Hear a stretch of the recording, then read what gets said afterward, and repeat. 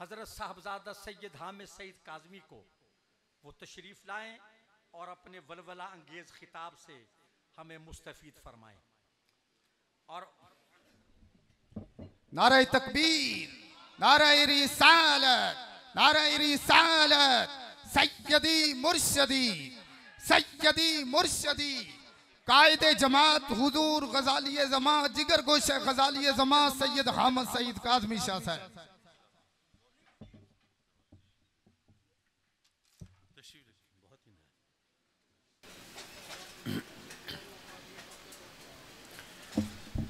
نحمده ونصلي ونسلم على رسوله الكريم اما بعد فاعوذ بالله من الشيطان الرجيم بسم الله الرحمن الرحيم لا تقنطوا من رحمة الله صدق الله مولانا العلي العظيم وصدق رسوله النبي الأمين ونحن على ذلك لمن الشاهدين والشاكرين والحمد لله رب العالمين. میر محفل سید السادات حضرت قبلہ پیر سید خلیل الرحمن شاہ صاحب بخاری دامت برکاتہم العالیہ اور جماعت اہل سنت پاکستان پنجاب کے ناظم اعلیٰ محترم حافظ فاروق خان صاحب سعیدی، استاذ الاساتذہ شیخ الحدیث و تفسیر حضرت قبلہ علامہ مولانا عبدالستار صاحب سعیدی دامت برکاتہم العالیہ، اور اللہ کے فضل و کرم سے یہ پورا جو مجمع ہے یہ علماء پر مشتمل ہے، اور اللہ کے کرم سے بہت روشن چہرے ہمارے سامنے موجود ہیں. اور میں سمجھتا ہوں کہ لاہور کی سرزمین پر اتنا بھرپور کنونشن میں پہلی بار دیکھ رہا ہوں. جی یعنی میں لاہور کے پس منظر میں، ویسے اگر کوئی کل پاکستان کوئی کنونشن ہوا ہو وہ ایک علیحدہ بات ہے، لیکن لاہور کی سطح پر جو کنونشن ہے اتنا بھرپور، یہ میں اس کے عہدیداران کو، اراکین کو، منتظمین کو سب کو خراج تحسین بھی پیش کرتا ہوں اور ان کو امید کی کرن بھی قرار دیتا ہوں. وہ اس لیے کہ یہ وقت ایسا ہے کہ ہم اہل سنت مایوسیوں کے گھپ اندھیرے میں گویا اندھا بھینسا کھیل رہے ہیں.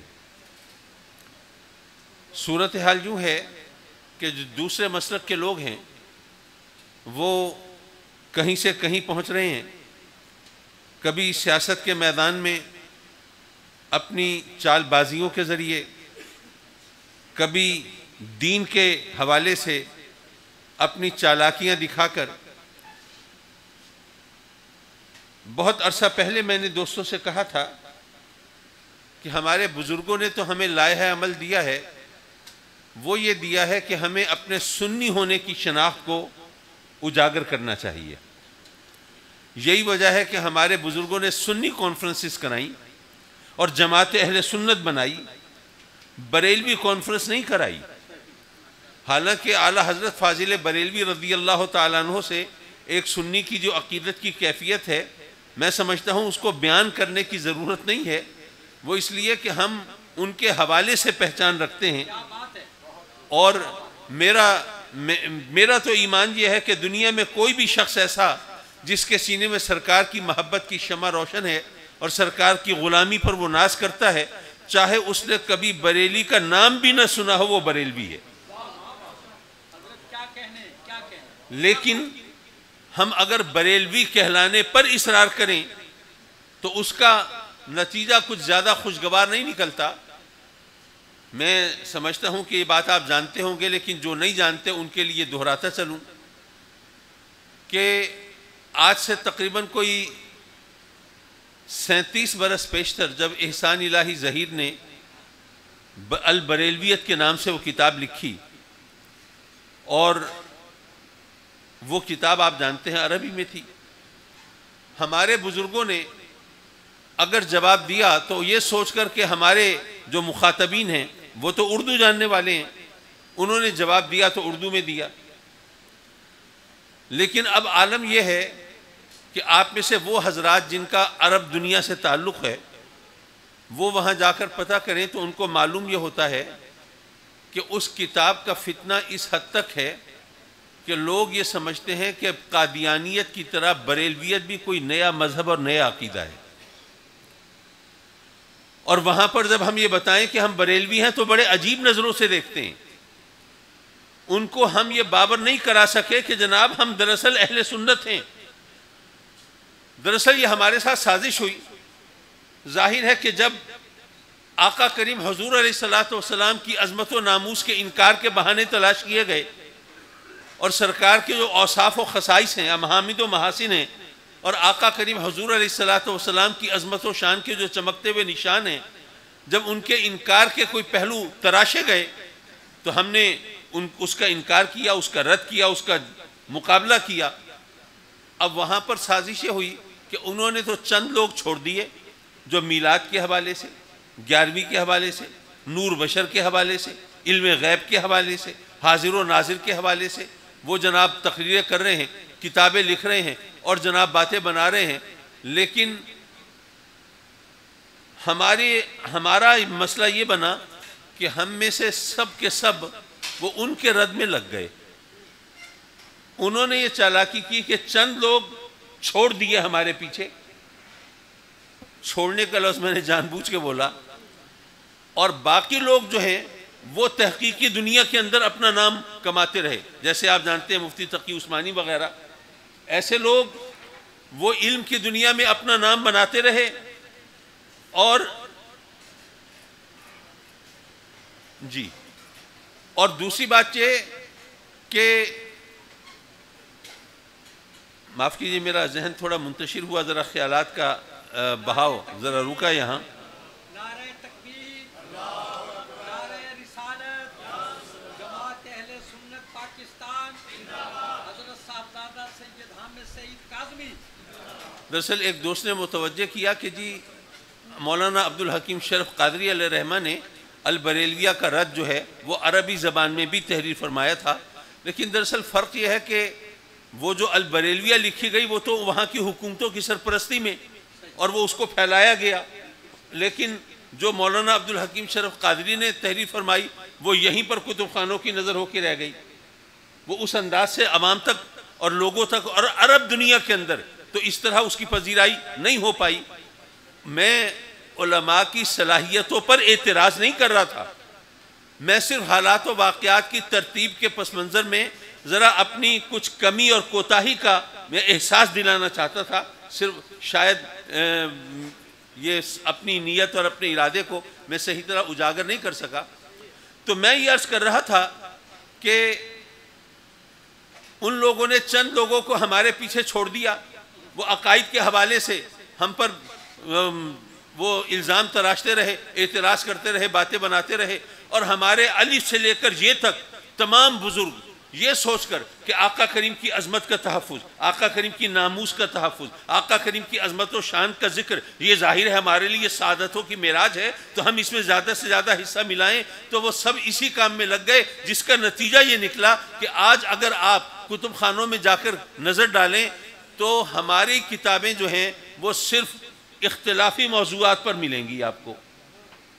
اکا دکا کہیں اور ہوں، یا جیسے آج کل وہ ڈاکٹر شاہتاز احمد صاحب جیسے چند ایک دوستوں نے کچھ کام کیا ہے. میں یہ نہیں کہہ رہا جن کا نام نہیں لیے پھر مجھے آپ کوئی چٹ پکڑا دیں گے، نہیں جی انہوں نے بھی لکھا ہے، انہوں نے بھی لکھا ہے. میں نفی نہیں کر رہا باقی حضرات کی، میں صرف ایک مثال کے طور پہ کہہ رہا ہوں کہ ہمارے زیادہ تر لوگ ادھر اپنے زبان و قلم کی جولانی دکھاتے رہے وہ اختلافی موضوعات پر. لیکن جو تحقیقی علمی موضوعات ہیں ان کو زیادہ ٹچ نہیں کیا گیا. ورنہ تو آپ جانتے ہیں کہ ابا جی قبلہ رحمۃ اللہ علیہ نے دیت پر بھی تحریر فرمائی، رجم پر بھی تحریر فرمایا. اس طرح کے دیگر موضوعات کو، علمی موضوعات کو انہوں نے لیا. لیکن ہمارے ہاں عمومی طور پر یہ کمی ایک رہی جس کی وجہ سے آج اگر یہ کوئی پوچھے کہ جناب یہ آپ کے مسلک کی جو کتابیں ہیں، اب مولانا غلام رسول سعیدی علیہ رحمہ نے الحمدللہ آپ جانتے ہیں انہوں نے جتنا علمی تحقیقی کام کیا ان کو نظر انداز کرنا کسی بھی صورت میں ہمارے لیے نہ ممکن ہے نہ مناسب ہے. لیکن میں جب ایک تاریخ کا ذکر کر رہا ہوں تو ظاہر ہے کہ ان کا نام تو بہت بعد میں سامنے آتا ہے نا. تو ہمارے اندر یہ ایک کمی رہی، اور اب کسی کو ہم منع بھی نہیں کر سکتے کہ نہیں جی آپ یہ اختلافی موضوعات کو چھوڑ کر دیگر جو علمی تحقیقی اور آج کل کے جو نئے نئے مسائل ہیں جناب، یہ کریڈٹ کارڈ کا مسئلہ ہے، یہ ٹرانسفیوژن آف بلڈ کا مسئلہ ہے، ٹرانسپلانٹیشن آف آرگنز کا مسئلہ ہے، اور اسی طرح بیمہ پالیسی کا مسئلہ ہے، فلاں ہے. حالانکہ اب یہ اتنے جدید اور اتنے نئے مسائل نہیں رہے، ان پر بہت کچھ تحقیق بھی کی جا چکی، لکھا بھی جا چکا، لیکن ہمارے لیے شاید ابھی تک وہ اچھوتے مسائل ہیں. تو ان کو اگر ہم پیش نظر رکھیں تو شاید عوام میں ہم زیادہ کارآمد اپنے آپ کو ثابت کر سکتے ہیں. معاف کیجئے، بات کہیں سے چلتی ہے اور کہیں جا نکلتی ہے. میں یہ عرض کر رہا تھا کہ احسان الہی ظہیر کی وہ جو کتاب تھی اس نے زہر گھولا، چونکہ وہ عرب ممالک کی سرپرستی میں چھاپی گئی تھی اور اس کو عام کیا گیا تھا اور پھیلایا گیا تھا. تو آج تک بریلوی مسلک کو وہ قادیانیت کے طور پر وہ ایک نیا مسلک، نیا مذہب، نیا عقیدہ، ایک نیا شوشہ سمجھتے ہیں. ایسے میں ہمیں یہ چاہیے کہ ہم دنیا کو یہ بتائیں کہ جناب ہم اصل میں سنی ہیں. بریلوی جو اگر ہم کہلاتے ہیں تو وہ صرف ان لوگوں کے وہ جو فراڈ ہے اس کو اجاگر کرنے کے لیے کہ وہ جو بناسپتی سنی ہیں ان کو ڈسکریمنیٹ کرنے کے لیے، ممتاز کرنے کے لیے کہ اصل سنی یہ نہیں ہے. تو ایک طرح سے وہ ٹریڈ مارک کے طور پر یہ لفظ ہم نے اپنایا ہے، لیکن ہم اصل میں سنی ہیں. لیکن مشکل یہ ہے کہ جب میں نے کچھ محفلوں میں یہ اصرار کیا کہ ہمیں سنی ہونے پر اصرار کرنا چاہیے بریلوی ہونے کی بجائے، تو خود مجھے کو ٹارگٹ کیا جانے لگا. میں کسی کا نام نہیں لوں گا کہ کون حضرات تھے، ظاہر ہے کہ اس سے تو پھر میں نفرتیں پھیلانے کا سبب بن جاؤں گا نا. وہ تو میں نہیں چاہتا. میں تو چاہتا ہوں کہ محبتیں ہوں، میں تو چاہتا ہوں کہ آپس میں ہم ایک دوسرے کے دست و بازو بنیں. لیکن ہم بعض اوقات محبتوں میں اتنے اندھے ہو جاتے ہیں کہ اس کے عواقب و نتائج کو ہم صحیح طور پر پیش نظر نہیں رکھ پاتے. تو اس لیے میرا یہ اصرار ہوگا آپ سے بھی کہ آپ جماعت اہل سنت کے پلیٹ فارم پر کام کر رہے ہیں، تو ایسے میں سنیت کا کام، سنیت کا تشخص، سنی ہونے کا حوالہ، اسی پر اصرار ہونا چاہیے. ہاں اگر ان کے مقابلے میں اگر کہیں بات ہو تو ان سے اپنے عقیدے کے امتیاز کے طور پر کہیں بریلویت کا حوالہ دینا پڑے تو اس کو کوئی میں شجر ممنوعہ بھی قرار نہیں دیتا. لیکن بہرحال ہمیں یہ اپنے ایک رویے میں ایک تبدیلی ضرور لانی چاہیے. دوسری گزارش یہ ہے کہ ہمارے جو اہل علم ہیں ان کو بھی اپنے لیے اب آج کے دور کے حساب سے موضوعات کا صحیح انتخاب کرنا چاہیے. جہاں تک اختلافی موضوعات کا تعلق ہے، میں سمجھتا ہوں کہ کوئی بھی ایسا پہلو باقی نہیں رہ گیا جس کا جواب نہ دیا جا چکا ہو اور جس کی وضاحت نہ کی جا چکی ہو. لیکن اب کیا کریں؟ اب ہمارے عوام کو اور ہمارے لوگوں کا مسئلہ یہ ہے کہ اب اس طرح چٹیں آنا تو بند ہو گئیں جس طرح ہمارے بچپن میں آیا کرتی تھی. کوئی عالم، کوئی ایسا شخص تقریر کرنے آتا ہے جس کے علم کا چرچا ہے تو فوراً ہی چٹیں شروع ہو جاتی تھیں. ابا جی قبلہ رحمۃ اللہ علیہ جب تقریر فرماتے تھے تو جناب چٹوں کا ایک سلسلہ جاری رہتا تھا. آج کل یہ کام سوشل میڈیا پہ ہو رہا ہے چٹوں کی بجائے. لیکن وہ ہم اس طرف جانے کی بجائے اگر ہم لوگوں کو یہ بتائیں کہ جناب کوئی پہلو ایسا نہیں رہا. اب لوگ بار بار وہی سوال کرتے رہیں، بتائیں جی یا رسول اللہ کہنا جائز ہے، بتائیں جی نبی کریم نور ہیں کہ بشر ہیں، بتائیے جناب حاضر و ناظر ہیں کہ نہیں ہیں. اب ان سوالوں کی اب جان چھوڑ دیجئے. دنیا چاند پر پہنچ چکی، ہم ابھی تک اسی بحث میں ہیں میلاد منانا چاہیے یا نہیں منانا چاہیے. اور اب تو ان لوگوں نے بھی، بلکہ میں نے کچھ دوستوں کی خدمت میں عرض کیا اور یہاں پر میرا خیال ہے کہ بہتر ہے اس کو دہرانا. آپ کے علم میں ہوگا، میں آپ کی معلومات میں اضافہ نہیں کر رہا، صرف متوجہ کر رہا ہوں. آپ کے علم میں ہوگا کہ اب جو نئی کتابیں چھاپی جا رہی ہیں حدیث کی، اس میں سے وہ حدیثیں نکالی جا رہی ہیں جس سے ہمارے مسلک کی تائید ہوتی ہے. اگر آپ کے علم میں نہ ہو تو آپ کو اس پر تھوڑی سی توجہ کرنی چاہیے.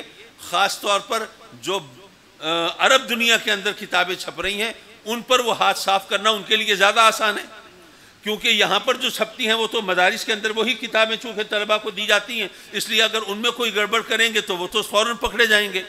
اس لیے پہلے وہ ان کتابوں پر معاملہ صاف کر رہے ہیں جن کتابوں سے ہمارا مسلک ہمارا عقیدہ ثابت ہوتا ہے وہ حدیث کی کتابوں سے نکال رہے ہیں.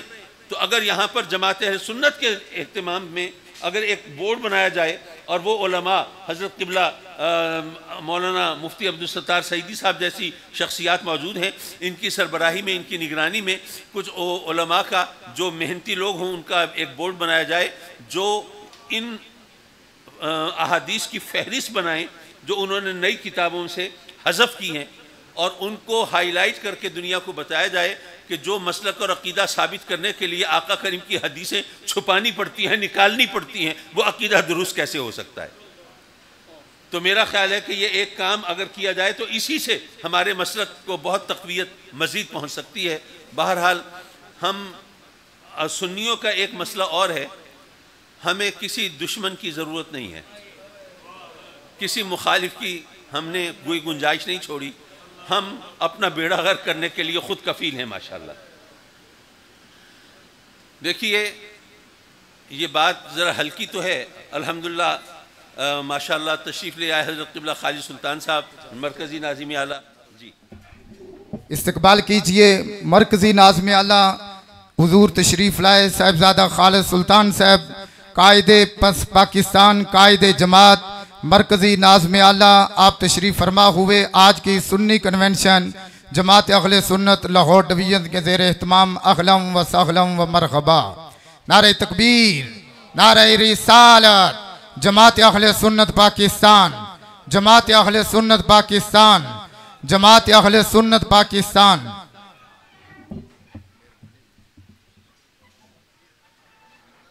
الحمدللہ. معاف کیجئے حضرت، میں نے یہاں سے ادباً دست درازی نہیں کی.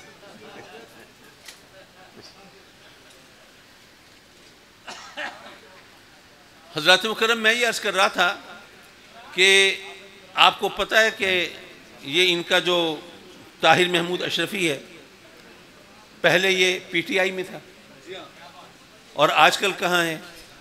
کیا ان کی جماعتوں میں سے ان کے لوگوں میں سے کسی نے اس کے خلاف کوئی ایک بیان دیا ہے؟ کوئی بیان نہیں آیا. بھائی وہ ان کا آدمی ہے، اس لیے وہ کہتے ہیں جس جماعت میں بھی ہو فائدہ تو ہمارا ہی ہے.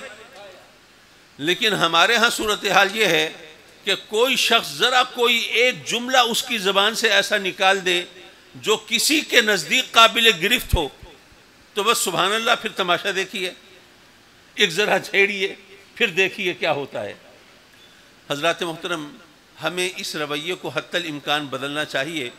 اور ہم کیسے بدل سکتے ہیں؟ ظاہر ہے کہ ہم مکمل طور پر اس پر تبدیلی نہیں لا سکتے اور اس پر قابو نہیں پا سکتے، لیکن صرف اگر ہم ایسا کریں، کیسے حضرت ملاج بخیر، اگر ہم ایسا کریں کہ یہ اس قسم کی تفریق اور تقسیم میں اور تنقید اور تبصرے میں حصے نہ لیں.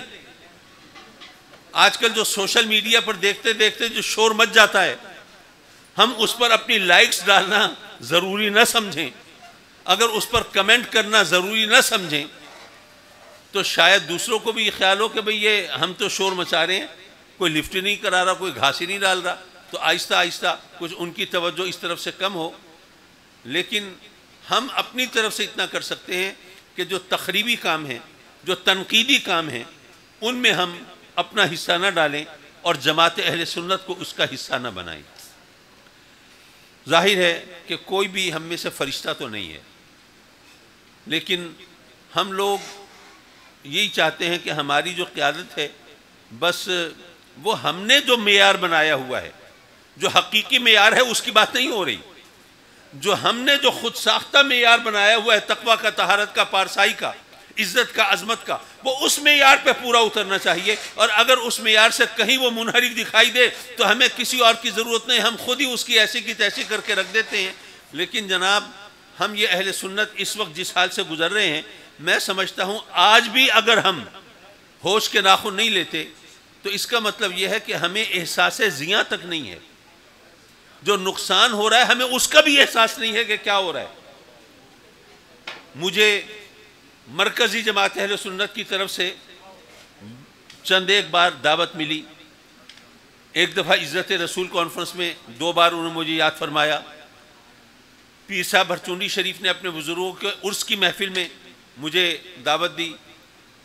میں نے بھائیان قبلہ سے پوچھ کر ان کی اجازت سے ہر موقع پر میں نے حاضری دی، اور ایک موقع پر میں نہیں جا سکتا تھا، میں یہاں موجود نہیں تھا، تو وہاں عرس پر میں نے اپنے بیٹے کو وہاں بھیجا، صرف اس لیے کہ فاصلے کم ہوں اور آپس میں ہم ایک دوسرے کے خلاف محاذ آرائی سے گریز کریں، تاکہ ہم ایک دوسرے سے کم از کم ملتے ہوئے تو شرمندگی محسوس نہ کریں. تو میں سمجھتا ہوں کہ جماعت اہل سنت اگر اتحاد و اتفاق کی علامت بن کے سامنے آئے تو یہ انشاءاللہ العزیز ہمارے مستقبل کے لیے، روشن اور بہتر مستقبل کے لیے ایک ضمانت فراہم کر سکتی ہے. اور جو کچھ ہم کر سکتے ہیں ظاہر ہے ہم اسی کی بات ہو رہی ہے، باقی تو ہم اللہ پہ ہی چھوڑیں گے، لیکن ہم ہر چیز کے لیے جو صرف دعا کا راستہ اختیار کرتے ہیں، تو میرا خیال یہ ہے کہ ہمیں یہ بتانا چاہیے کہ دعا بھی دوا بھی یہ سب میں اللہ تبارک و تعالیٰ نے تاثیر رکھی ہے، لیکن ہم ان تمام زمینی حقیقتوں کو ہم فراموش کر دیتے ہیں. اور میں سمجھتا ہوں کہ یہ باتیں اب دہرائی جائیں گی اور اسی طرف جائیں تو کوئی زیادہ معقول بات نہیں ہے. اور ویسے بھی حضرت قبلہ جگر گوشہ سلطان العارفین تشریف فرما ہوئے جماعت اہل سنت کے مرکزی ناظم اعلیٰ، تو ہمیں ان کے خطاب سے بھی مستفید ہونا ہے. تو ہم کسی سنی عالم پر، پیر پر کوئی تنقید اور تبصرہ نہ کریں. ویسے بھی آپ دیکھیے کہ ہم صوفیہ کے وارث کہلاتے ہیں نا، تو صوفیہ تو کہتے یہ ہیں کہ اصل میں تصوف نام ہی حسن ظن کا ہے. آپ اگر کتابیں اٹھائیں تو اس میں آپ دیکھیں گے کہ وہ فرماتے ہیں کہ تصوف نام حسن ظن کا ہے.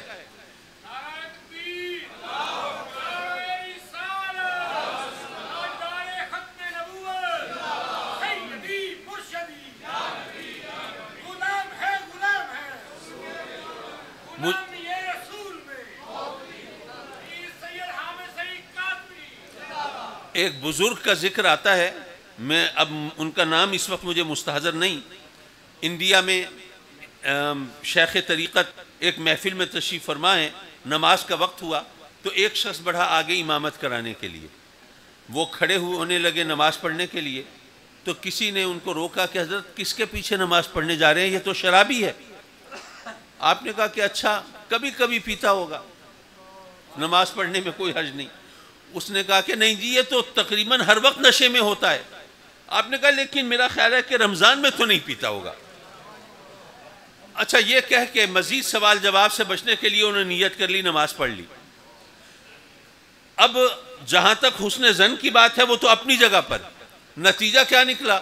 جب اس شخص نے سلام پھیرا اور دیکھا کہ وہ شیخ طریقت وہ اس کے پیچھے نماز پڑھ رہے ہیں، تو اس کو خیال آیا کہ لوگ میرے بارے میں کیا کہتے ہیں اور میں کیسا شخص ہوں، اور ایسی ہستی میرے پیچھے نماز پڑھ رہی ہے تو میری اوقات اور حیثیت کیا ہے. تو اس پر وہ ایک کیفیت طاری ہوئی، جس کے بعد اس نے اپنے برے اعمال سے توبہ کی اور سیدھے راستے پہ چلا. تو اللہ والے تو اس طرح حسن ظن سے کام لیتے ہیں تو اس طرح راستے بھی کھلتے ہیں اور لوگوں کی اصلاح بھی ہوتی ہے. تو ہم بھی اگر ذرا تھوڑا سا احتیاط سے کام لیں، چلیے زیادہ حسن ظن نہ کر سکیں تو کم از کم وہ سوء ظن سے تو بچنے کی کوشش کر سکتے ہیں. تو ایسا اگر ہم کریں گے تو انشاءاللہ اتحاد و اتفاق کے راستے کھلیں گے.